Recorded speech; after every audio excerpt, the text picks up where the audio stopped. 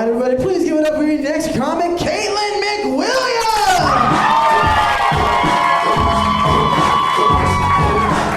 Morning. It's your birthday. Hey guys, how we doing? Amazing, amazing. Well, thank you all for coming out. You know, this means so much to us. You guys don't know how lucky I feel to be here right now, especially because I am a terrible driver. And I almost didn't make it, you know? On the way over, I cut someone off. He was real pissed. He rolled down the window and he yelled at me. He was like, "Use your peripheral vision." And I was like, dude, this is an old car. Like, it definitely did not come with that. Idiot.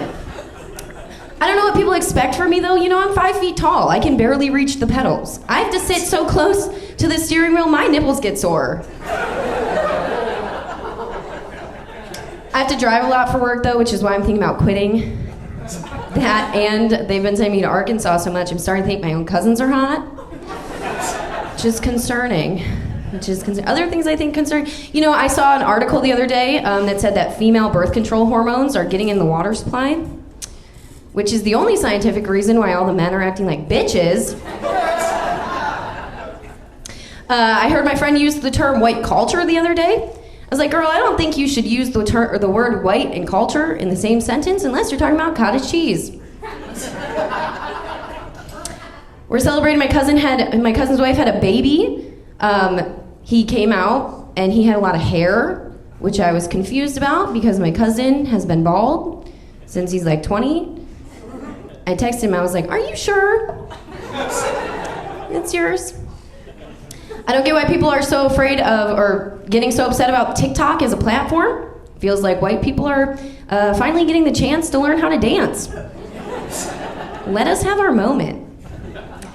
Do we have an EDM crowd out here? EDM, electronic dance music. You guys know what that is?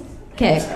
I really like EDM. I like EDM music. I have a theory about people who like it, though, that they grew up listening to CDs that had been scratched. And if you don't get that joke, maybe you grew up in a household where someone took care of your things for you. Probably also got to go to the dentist. I don't know. I grew up in a household where all of our CDs were scratched, but we listened to them anyway because it was way better than hearing our parents fight. So every car ride in my family was just like, feel the rain on your skin, skin, skin, skin, skin, skin. Paulette, you're being a bitch. No one else can feel it for you. Only you can let it in. Gerald, not in front of the kids. Then you just add in the bass drop. No one else, no one else. The rest is still unwritten. Just like the end of that joke.